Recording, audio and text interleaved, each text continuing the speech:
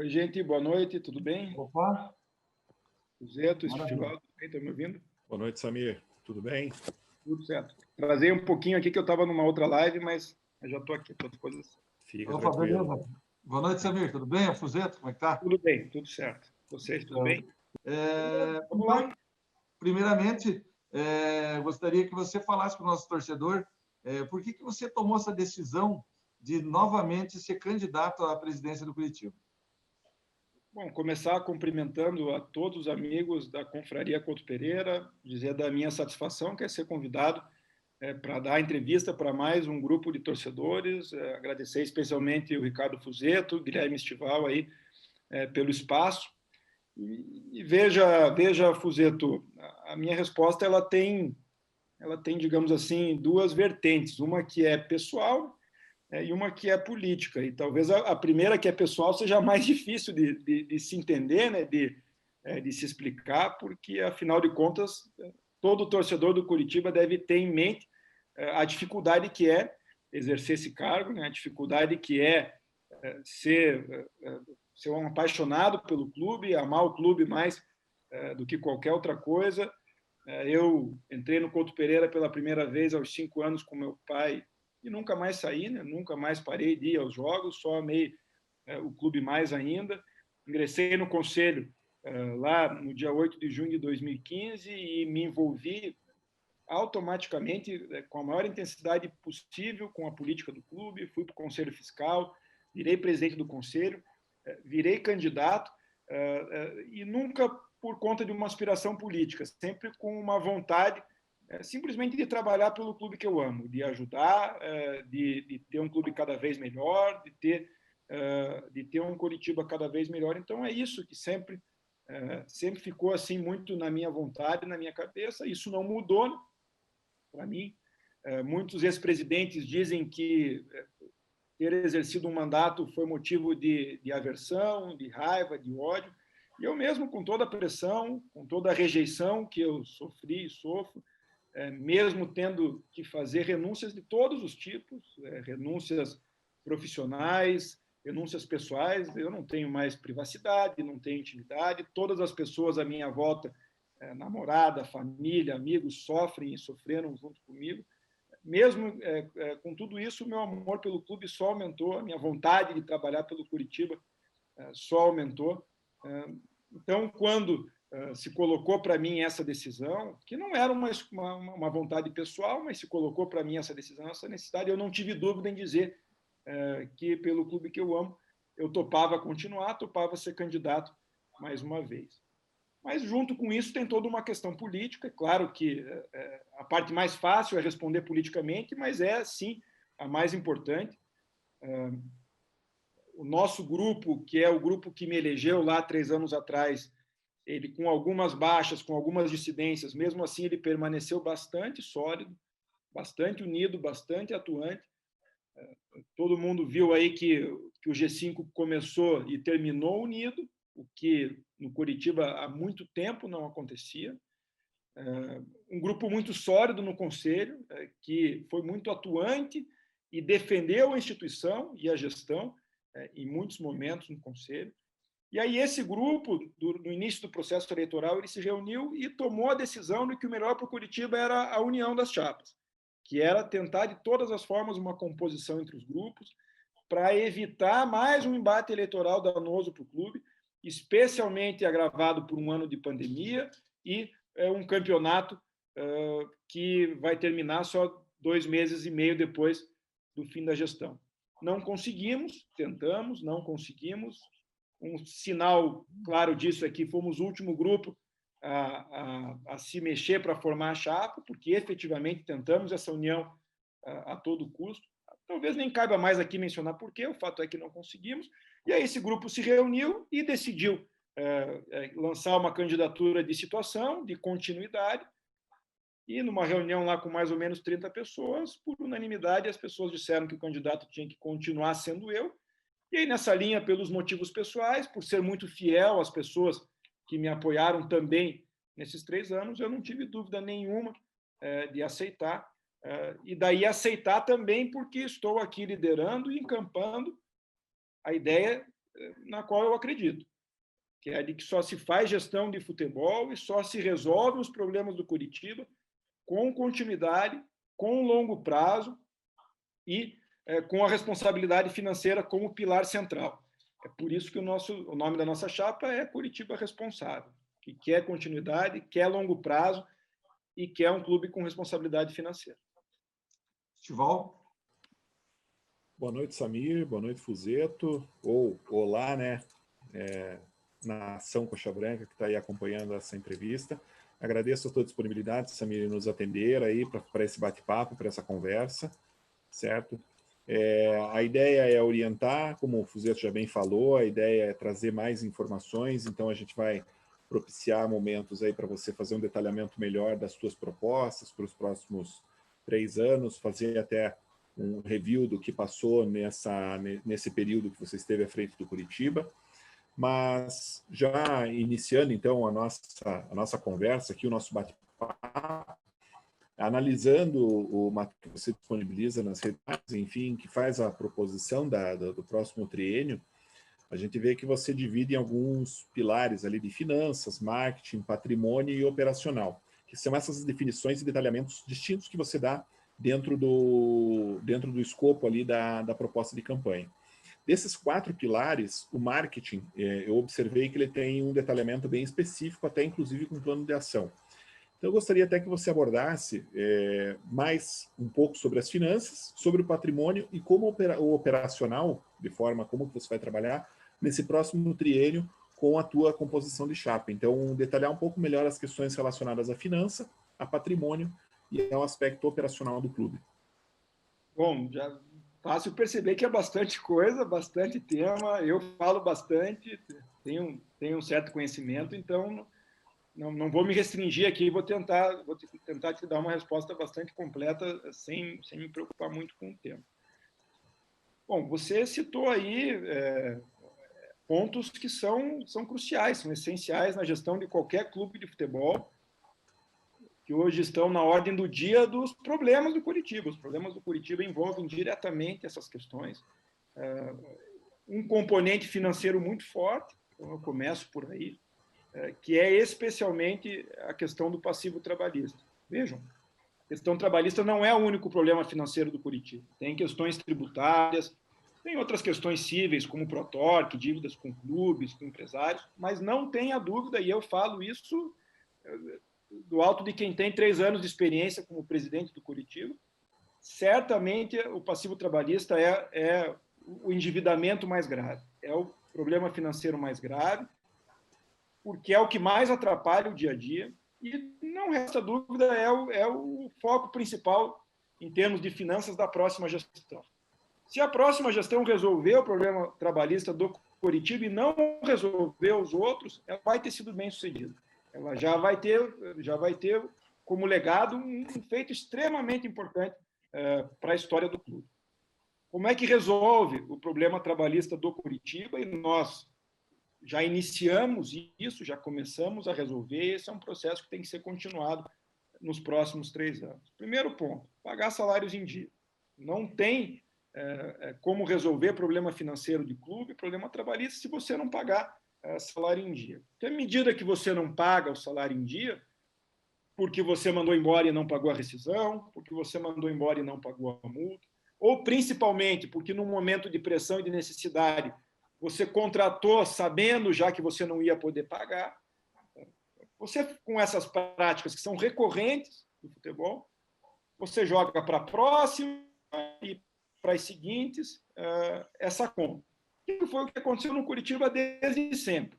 Então, nós estamos aqui numa gestão que pagou 28 milhões de reais em passivo trabalhista, com receita de Série B de pandemia, o que traz mais problemas, que são basicamente jogadores e técnicos das últimas gestões aí, que não foram pagos.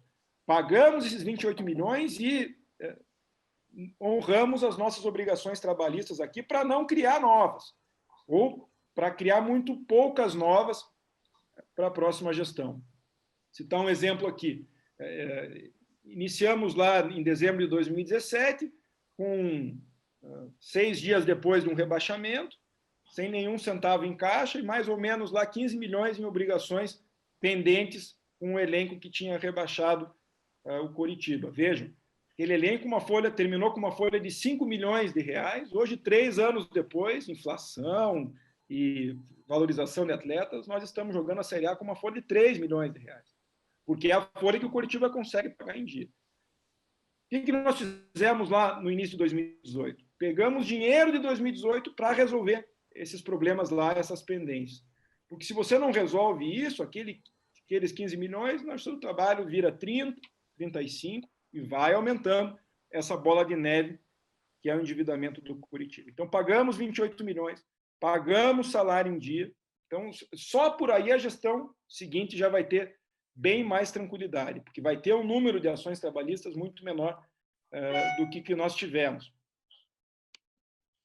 Só que a pandemia nos trouxe uma série de dificuldades, mas também fez com que nós buscássemos uma solução que, em termos de endividamento, é fundamental e é um passo importantíssimo na estruturação financeira do Coritiba. Não pode ser politizado, em hipótese alguma, independente de quem se eleger no dia 12, e tem que ser prioridade da próxima gestão, que é o ato trabalhista. O ato trabalhista ele elimina um dos maiores problemas que nós tivemos, que são as penhoras e os bloqueios.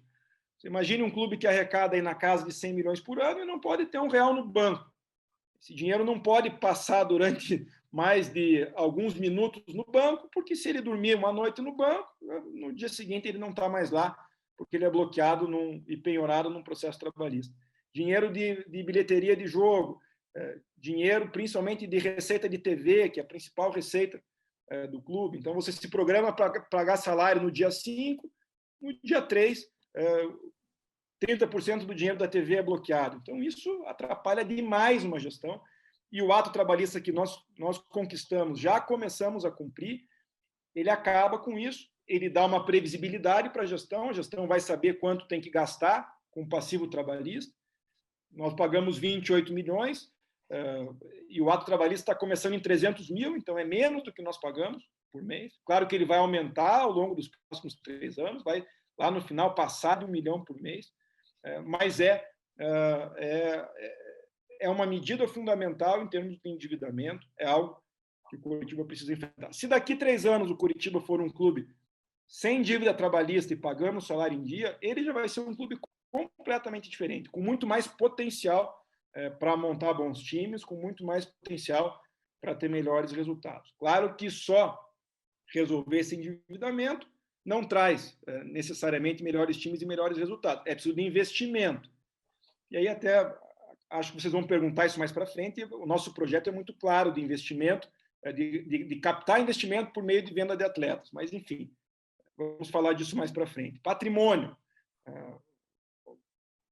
Número que começa sempre a minha resposta. Nossa gestão investiu 7 milhões de reais em patrimônio, frente a 700 mil reais da gestão passada, a nossa com muito menos receita, por conta de 2 anos de Série B e 1 de pandemia.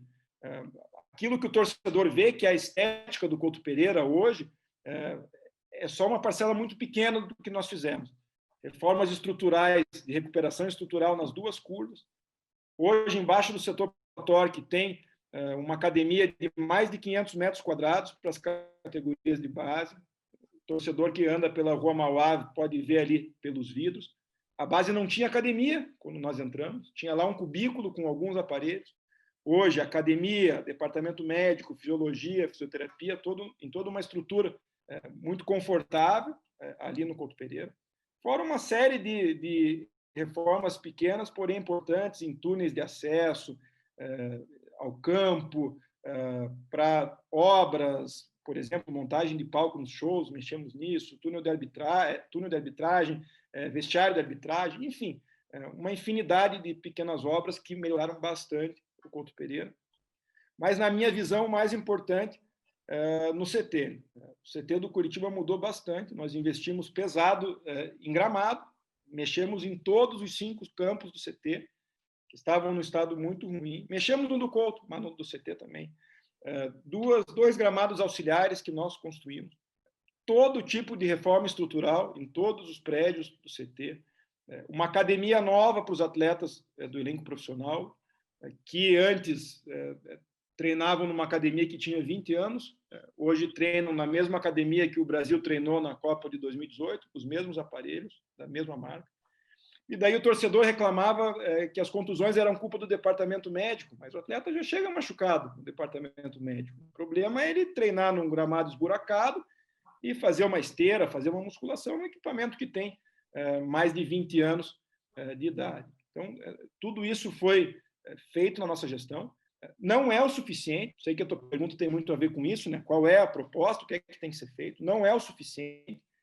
E daí eu falo de patrimônio com muita propriedade, porque conheço o patrimônio do Curitiba melhor que os outros candidatos, porque estou lá todo dia há 3 anos. Não vou falar de nenhuma solução mirabolante aqui, que vou derrubar a curva, ou que vou construir um CT novo em Campina Grande, porque eu sei que isso não é possível financeiramente e também não é nem necessário no curto prazo, mas sei quais devem ser os próximos passos. Então, nós não conseguimos solucionar o problema da cobertura do setor social, lá do Couto Pereira. Veja, a cobertura não vai cair, não vai acontecer nada grave, mas a solução que nós demos, que são aquelas 2 telas que estão embaixo da cobertura, é uma solução provisória. É preciso de uma reforma ali, talvez até uma demolição, para colocar uma estrutura que seja moderna, só que isso é muito caro. A nossa gestão não fez porque não teve dinheiro para fazer, mas é um dos próximos passos necessários, se falando em Couto Pereira.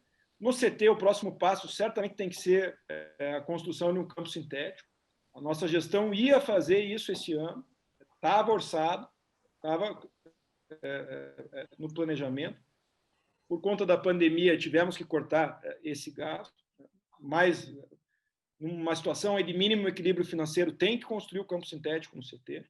Um pouco mais no médio prazo, um hotel para ter alojamento para os atletas profissionais, para fazer concentração. Então, o CT do Curitiba hoje, bem cuidado como nós cuidamos, com um campo sintético e com um hotel para alojamento, ele vai estar no nível do CT da maioria dos clubes da Série A, sem problema algum. Por fim, você pediu para eu falar um pouco da parte operacional mais ligada ao marketing.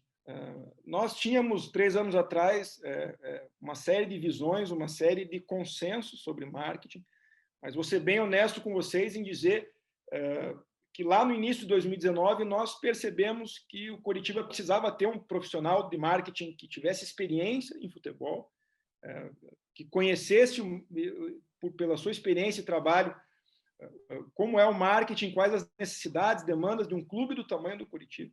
E aí trouxemos um profissional, que foi o Rafael Salin, com 11 anos de internacional, que implementou uma série de medidas aqui, que na nossa ótica deu toda uma cara diferente para o marketing do Curitiba. O marketing que hoje, na minha visão, um posicionamento de marketing que, na minha visão, entende o que é o Curitiba, que é um clube grande, de massa, tradicional, que pode sim se posicionar numa série de questões sociais, que tem que se direcionar para públicos e torcedores de todas as classes e todas as origens, na contramão de qualquer processo de elitização. Então, o marketing do Curitiba jamais pode pensar em elitização, e daí isso tem a ver com plano de sócios, isso tem a ver com política de ingressos.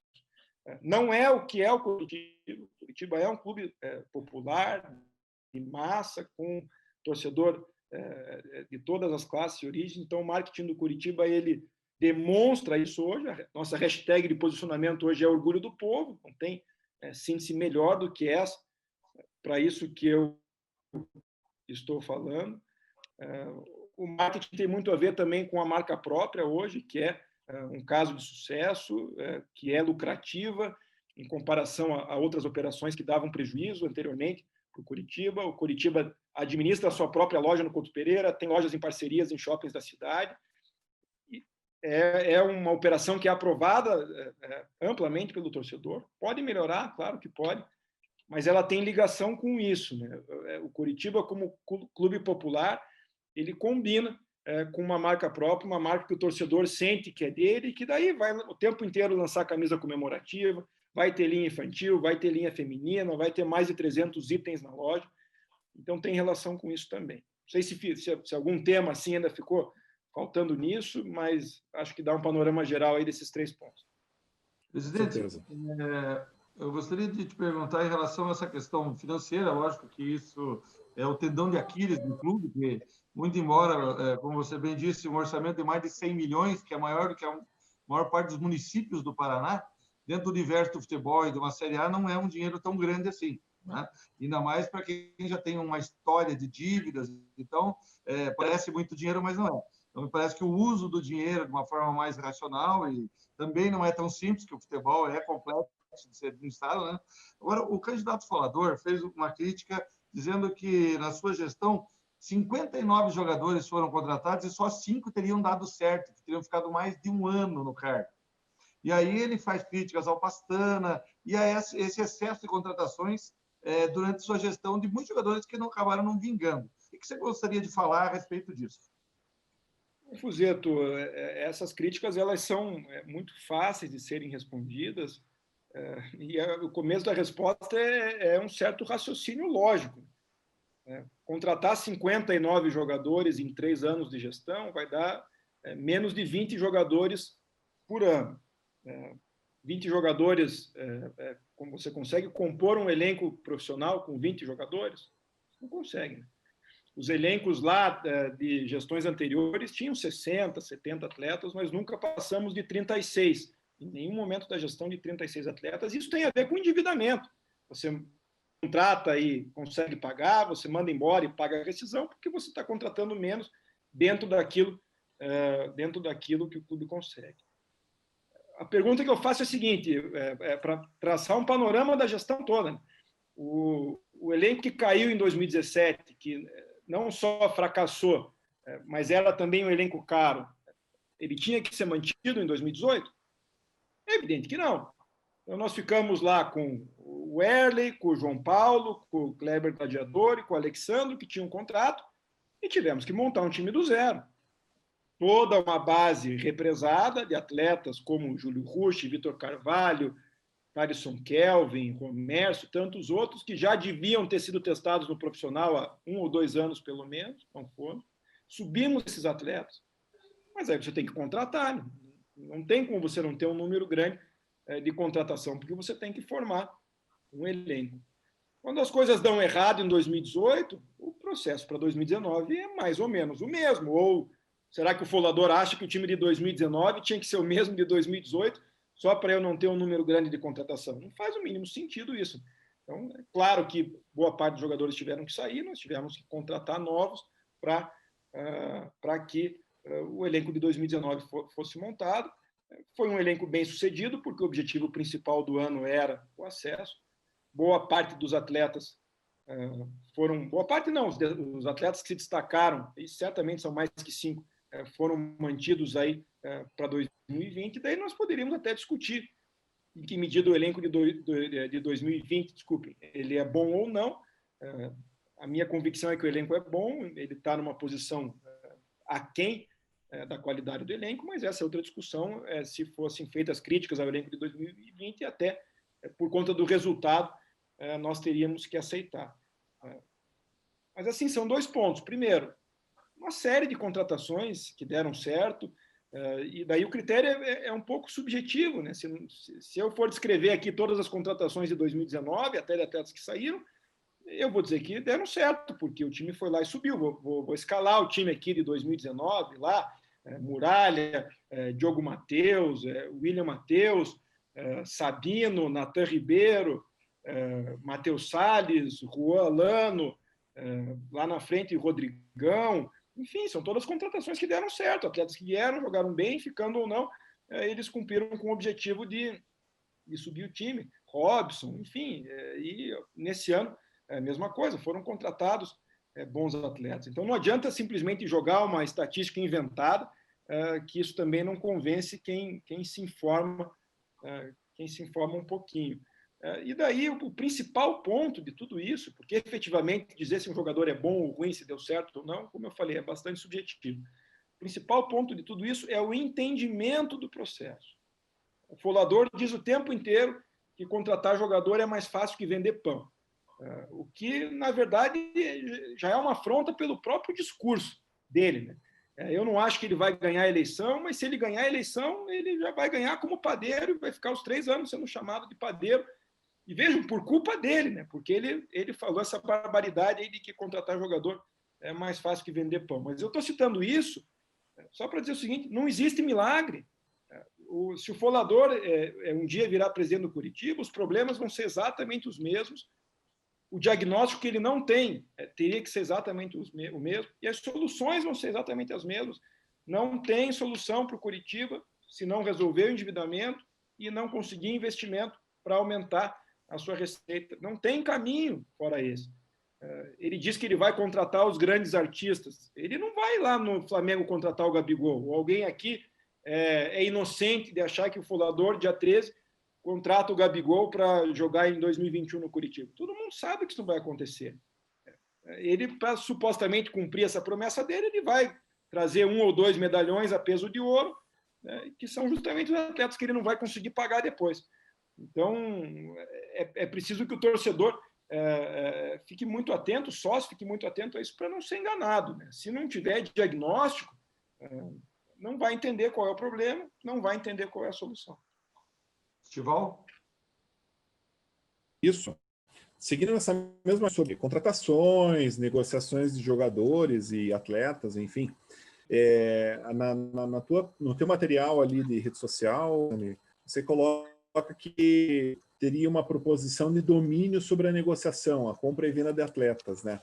Como que daria essa proposição? Como que seria esse processo, entendendo essa negociação? Como que seria essa, vamos dizer assim, talvez uma condição aí para o clube ter o domínio sobre a negociação, compra e venda desses atletas? Bom, Guilherme, a tua pergunta ela é muito oportuna, porque ela toca num pilar direto, crucial da nossa gestão e do nosso processo. Para eu te responder isso, na verdade, eu tenho que sou eu te explicando qual é nossa ideia, o nosso projeto para captação e aumento de receita, que nós já começamos a colocar em prática, já mostramos que conseguimos fazer e que é o processo que tem que ser continuado. Especialmente a venda de atletas, até falo da compra depois, mas especialmente a venda de atletas, ela não acontece por acaso. Ela não acontece de forma automática, ela não acontece sem projeto, sem conhecimento, sem presença do dirigente no dia a dia e nos negócios. E antes de eu explicar por quê, é só citar os exemplos.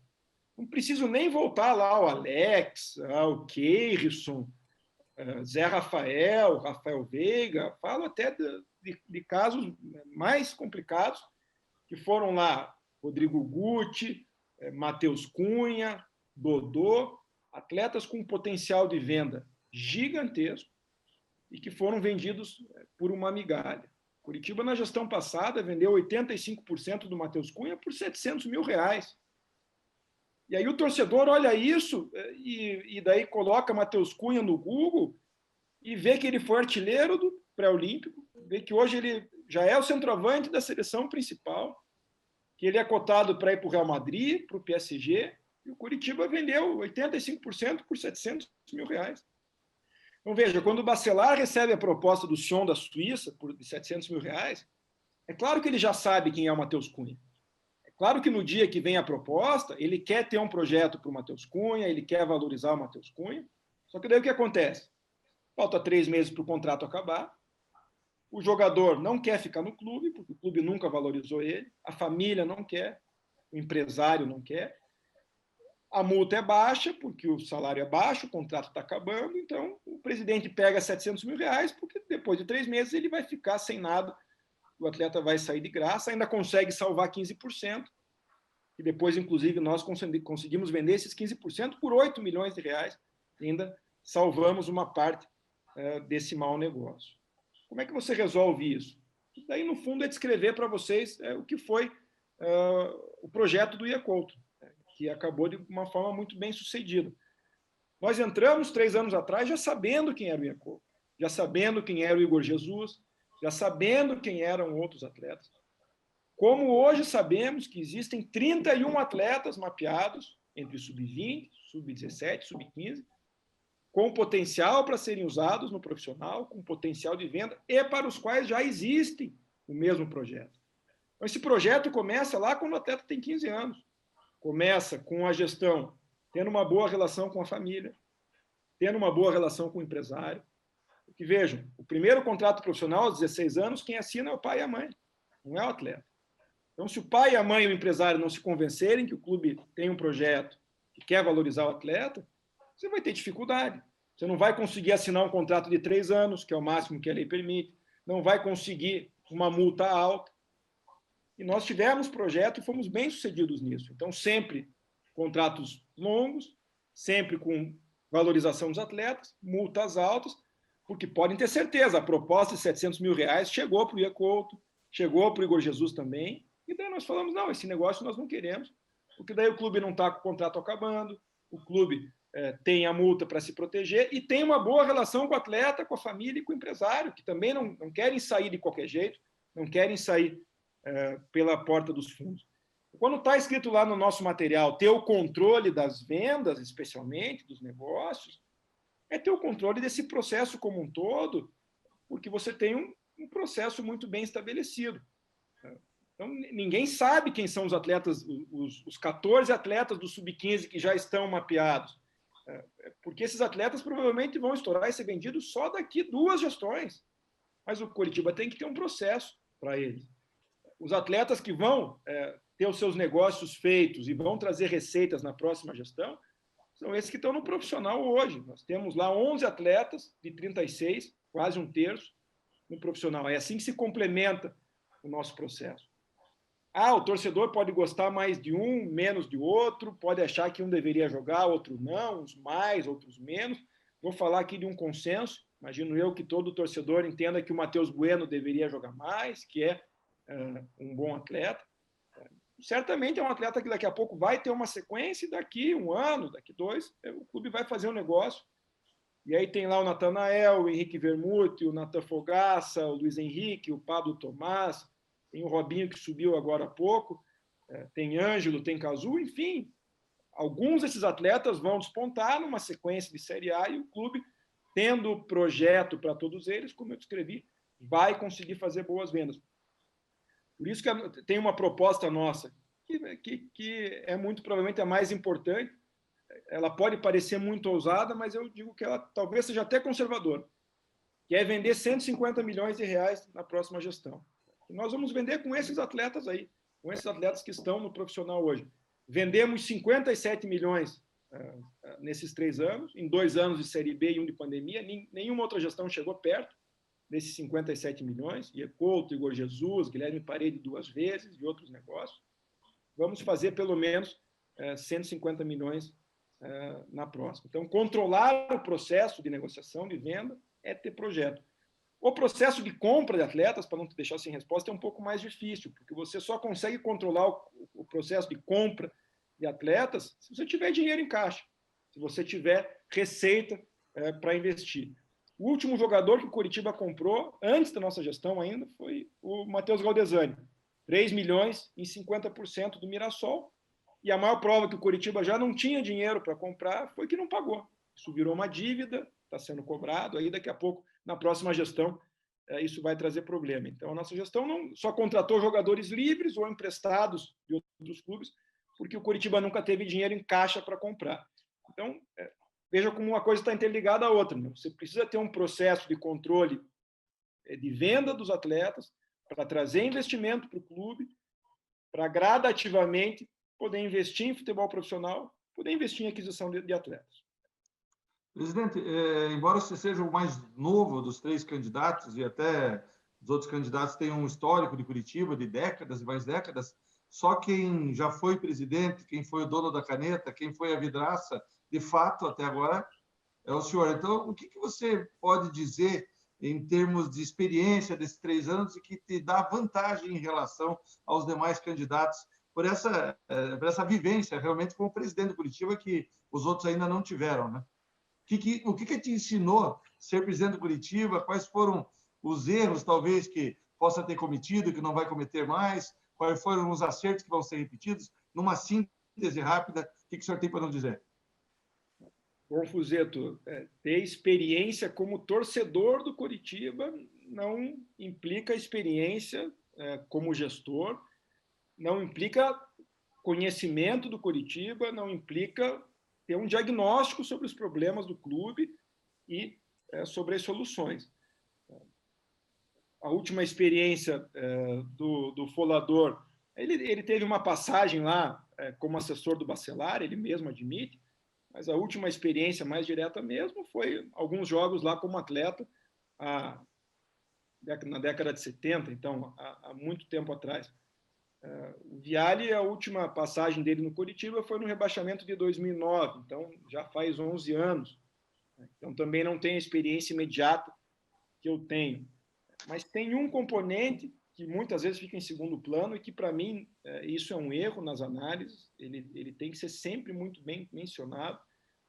É uma falha do estatuto do Coritiba, inclusive, na minha visão, que é a ausência dos dois de experiência no Conselho Deliberativo. Na minha opinião, é uma temeridade gigantesca que um candidato se coloque como candidato, sem nunca ter pisado no Conselho Deliberativo do clube. É uma falha no estatuto, como eu disse, tinha que ter como exigência pelo menos um mandato no Conselho. Porque daí, veja, é natural que não tenha diagnóstico, é natural que não conheça os números, é natural que fale as coisas mais absurdas, como vou derrubar as curvas do Couto Pereira, é natural que não saiba como é um treino no CT, porque não passou pela escola mais básica de política e de administração e de diagnóstico do Coritiba, que é o Conselho Deliberativo. E essa era uma experiência que eu já tinha também, né? Todo o meu G5 tinha na gestão atual e tem agora na continuidade experiência de conselho. Então, isso tem que ser, na minha visão, um ponto crucial a todos. E aí, claro, você tem toda a razão, sem falar nesses 3 anos em que eu abri mão de tudo, abri mão da minha vida pessoal, da minha vida profissional, e fui viver intensamente o dia a dia do Coritiba. Então, claro que eu acabei aprendendo muita coisa. Ver a gestão de um clube de futebol do lado de dentro é completamente diferente do que ver como torcedor, principalmente.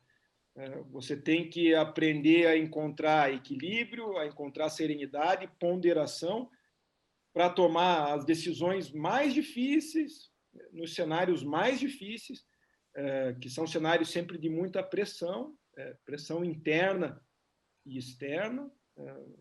Então, isso naturalmente acaba dando muita experiência para quem está lá.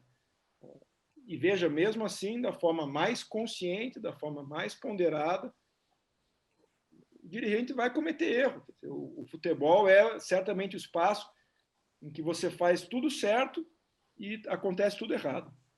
Porque no final das contas... Você tem algum exemplo de alguma coisa que, ó, isso aqui eu já aprendi, não faço mais? O que te ensinou esses 3 anos aí e que você vai agora atuar de forma diferente nos próximos 3? Olha, Fuzeto, pode parecer bastante impopular o que eu vou falar, mas assim, eu tenho bastante compromisso com a verdade, tenho bastante compromisso com a transparência, não sei ser de outra forma. Tenho dito que se eu tiver que perder a eleição, mas de forma ética, transparente, falando a verdade, para mim vai continuar sendo uma vitória, sabe? Perder uma eleição falando a verdade, comprometido com seus propósitos, com o projeto, não é uma derrota. Então, eu vou te responder da forma mais verdadeira possível. É uma tentação muito grande tomar decisão, especialmente decisão importante, de contratação ou dispensa de jogador, de contratação ou dispensa de técnico, de acordo com a vontade externa, de acordo com aquilo que o torcedor quer, de acordo com aquilo que a imprensa fala. E algumas vezes você comete o erro de cair nesse tipo de tentação, até porque é mais fácil. Eu vou citar um caso desse ano, enfim, que mostra claramente como nós erramos, como gestão erramos fazendo isso, que foi trazer o Jorginho novamente. Isso foi claramente um movimento amparado num desejo coletivo do de torcedor. Fora para dentro, né? Isso. Muito mais de fora para dentro, né? Do torcedor, do conselheiro, até internamente do clube, funcionários, comissão técnica. E nós, vejo o Jorginho uma grande pessoa, um baita cara, um profissional muito dedicado, mas nós já sabíamos como era o dia a dia dele, como era o trabalho dele, já sabíamos as qualidades, mas sabíamos também os defeitos. Mas acabamos cedendo aí a um desejo coletivo. Então, respondendo muito francamente a você, esse tipo de aprendizado é o mais fundamental. Tentar mais e mais analisar e decidir com base naquilo que você está vendo, e não naquilo que vem de fora. Estival? Muito bom. Você falou um pouquinho ali da questão dos jogadores, da transação. Eu queria não retomar, mas eu queria dar uma continuidade nesse assunto, porque é a base do clube, enfim, o futebol é o que nos move, né?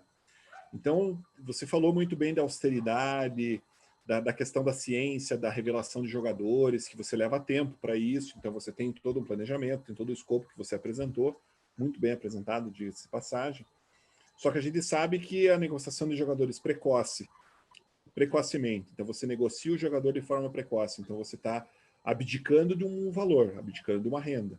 Você sabe que esse jogador tem potencial, ele pode ser muito melhor negociado ali na frente, então é plausível que, vendo o clube, você retenha esse jogador para que no momento oportuno você consiga uma receita melhor.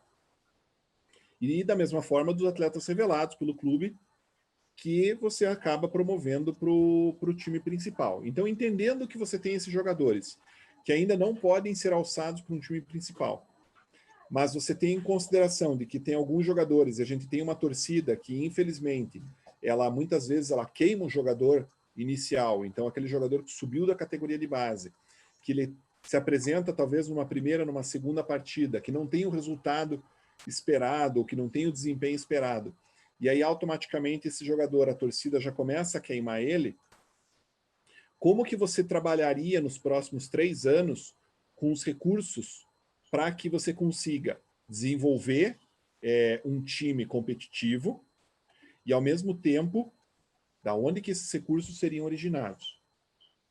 Vamos lá, tem bastantes pontos aí para eu abordar, Guilherme, essa pergunta foi bem completa. E eu vou começar, na verdade, com um exemplo de um atleta que, para mim, encaixa exatamente no que você descreveu aí e que mostra como é complicado esse processo. Eu sempre acompanhei como torcedor e depois como conselheiro a base do Curitiba, sempre assistia os jogos, sempre vendo sub-20, sub-23 principalmente, sub-17 também, mas principalmente 20 e 23, então conhecia muito bem várias gerações de atletas. Certamente, para mim, a maior joia que o Curitiba já teve na base, e você viu isso na base, era mesmo o Matheus Cunha. Mas, para mim, a segunda maior joia, o segundo atleta com mais potencial que eu vi jogar na base do Curitiba, com base naquilo que eu entendo de futebol, foi o Vitor Carvalho.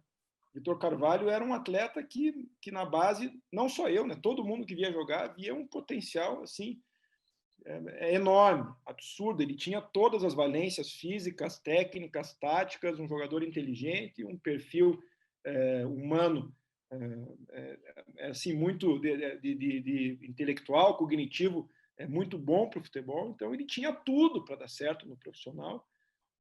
Teve dificuldade na transição, talvez porque já devia estar no profissional muito antes.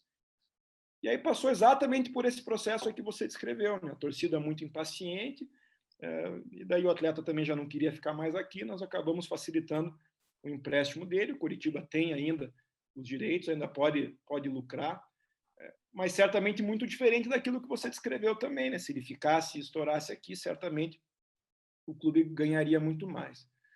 Então, veja, são alguns pontos, né? O primeiro dele tem muito a ver com o momento do clube. Por que nós desenvolvemos um projeto para vender o Ian Couto com base no desempenho que nós sabíamos e que preparamos ele para ter no Mundial Sub-17 e não no profissional, numa Série A, por exemplo? Isso é por causa do momento do Curitiba, pelas necessidades do Curitiba, por ter que resolver problemas financeiros de curto prazo e não poder esperar esse tempo. Claro que o projeto ele só fica, digamos assim, sustentável, o final dele, é que aconteça isso, como clubes mais estáveis hoje do futebol brasileiro fazem. O jogador joga, fica 1 ano, 2, 3 no profissional, numa Série A, só para depois ser vendido. E aí veja que um pouco diferente já foi o processo do Igor Jesus. O Igor Jesus subiu, ainda muito novo, o Igor Jesus sobe com 17 anos também, ele faz o gol dele na estreia lá na Baixada, antes de fazer os 18 anos ainda. Ele nos ajuda no acesso à Série A, e aí nós temos uma convicção muito grande que o Igor Jesus começaria a Série A esse ano fazendo gols, e automaticamente ou ele seria o nosso centroavante, ou ele se valorizaria muito e nós faríamos uma venda ainda maior que a do Ian Couto. Não aconteceu, por vários motivos, veio a proposta, e daí, no ano de pandemia, o clube tem as suas necessidades financeiras, fez a venda, ainda conseguiu ficar com 50%, que para mim foi o principal aspecto dessa venda. Ele está fazendo os gols lá nos Emirados já de início, que nós achávamos que ele ia fazer aqui. Provavelmente daqui um ano ou dois vai ser uma grande venda lá e o Curitiba tem direito a 50%. Então veja, Guilherme, esses processos, essas soluções, eles não se implantam da noite para o dia, não se implantam em poucos meses, não vão se implantar nos primeiros meses de uma nova gestão, se eu não for reeleito. É evidente que isso é um processo de longo prazo. Nós, em 3 anos, estamos começando ainda. Nós, em 3 anos, estamos vendendo os atletas com pouco tempo de elenco profissional. Com 6, com 9, com 12 anos, num processo de continuidade como esse, é claro que o Curitiba vai estar mais próximo de outros clubes que usam os atletas muito mais no seu elenco profissional e, logicamente, fazem muito mais dinheiro com eles. Mas isso é gradativo, isso é no longo prazo. E daí o investimento em futebol profissional, investimento em melhores times, também é gradativo e está diretamente relacionado com isso. É claro que você pode, excepcionalmente, fazer uma campanha muito boa com um elenco muito barato. Mas isso vai ser uma exceção. Isso não vai se repetir ano após ano. Você vai fazer boas campanhas ano após ano se você tiver um clube menos endividado e com mais poder de investimento. Se você puder ter times cada vez mais caros, com investimentos maiores em atletas prontos. Daí você vai mesclar atletas prontos que você comprou no mercado com atletas da tua base que você formou e está colocando para te dar retorno técnico e para te trazer receita em venda depois. Mas não adianta querer se enganar que isso vai acontecer da noite para o dia, porque não vai. É inserido num processo de longo prazo e continuidade. Perfeito. Presidente, mais alguma coisa, Tivão? Não, perfeita a resposta. Presidente, a eleição está aí, muita gente já se definiu, muitos ainda estão pensando, né? O que você diria, abrir o seu coração agora, você que é um torcedor apaixonado desde 5 anos, frequentando o Couto Pereira, é tão torcedor quanto qualquer um que está nas arquibancadas, lá sabe da tua paixão enorme pelo Curitiba, né? O que você falaria para esse torcedor apaixonado como você, que você vai fazer, ou que você... por que ele deve votar em você e te dar mais 3 anos de liderança aí à frente do Curitiba, mais 3 anos para tentar colocar as mudanças que você já colocou, que você defendeu aqui agora para a gente, né? E por que esse torcedor deve sim votar no Samir Namur para presidente por mais 3 anos? Bom, Fuzeto, eu, nesse momento aí das entrevistas, eu sempre sou muito bem claro e muito direto. Já era assim 3 anos atrás e continuo sendo. Eu não peço voto para torcedor nenhum, não peço voto para sócio nenhum. O que eu peço é que o sócio que tem direito a voto se informe. Que ele, claro, participe ao máximo, mas que aquele sócio que vá votar com base em informação. Que ele leia os planos de metas, que ele veja as entrevistas, que ele peça bastante enfaticamente que se realizem os debates. Os outros 2 candidatos estão negando as propostas de debates. Isso é muito grave, porque aquele candidato que não quer debater, ele não quer assumir compromisso, ele não quer ser confrontado, ele não quer falar do diagnóstico dele pelo clube.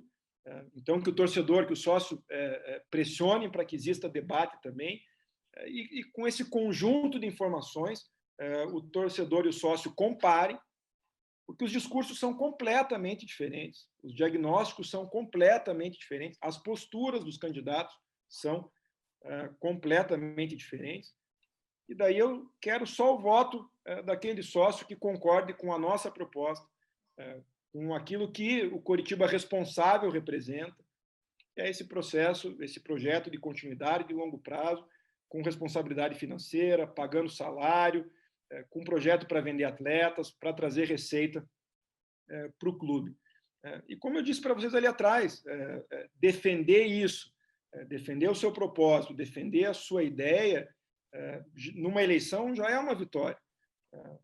Se o sócio, em sua maioria, vai escolher esse projeto ou não, aí depende muito mais do sócio do que de mim.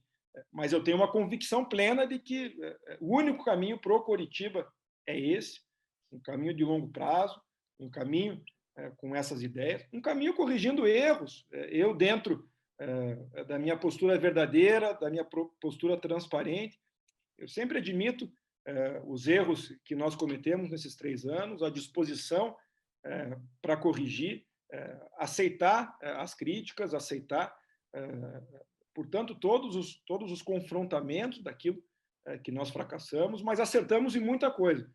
Pegamos o Coritiba quebrado, rebaixado, devendo, e hoje o Coritiba está na Série A, e conosco vai continuar na Série A, se nós formos reeleitos. É um clube um pouquinho mais saudável, num caminho de longo prazo para ser um clube saudável. É um clube que vende atleta para Manchester City hoje, é um clube que tem uma marca própria que o torcedor gosta, é um clube que cuida do seu patrimônio. Então, tudo isso tem que ser continuado. Então, eu quero o voto do sócio que quer isso.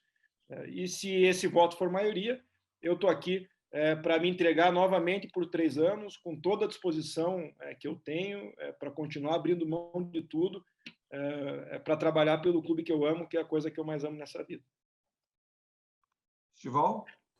Então, agradecer a disponibilidade aí do Samir nesse bate-papo, nessa entrevista. Como você bem disse, você está abdicando aí da tua vida pessoal em detrimento a um projeto de muitos torcedores, de uma nação, vamos dizer assim, né? E só agradecer a tua disponibilidade e tua atenção. E eu passo a palavra para o irmão Fuzeta aí para dar seguimento aí e finalizar nosso bate-papo. Presidente, a gente só tem a agradecer a tua presença, a tua disponibilidade já num horário mais avançado, né? E dizer que a gente está feliz de ver você candidato novamente, defendendo o trabalho que você fez, da tua equipe. Eu sei de muitos coxas brancas valorosos estão com você. Eu acho que é importante o Curitiba demonstrando que é um clube democrático, realmente, com 3 chapas, né? Sempre com eleições muito efervescentes. E a sua presença, eu acho que valoriza ainda mais, porque traz a realidade atual do clube à tona, né? E você, a coragem de dar a cara a bater, isso é algo muito de muito valor. Realmente, eu fico muito contente e espero que você tenha sucesso, né? Que a sua eleição, quem sabe, né? Mais 3 anos aí, né?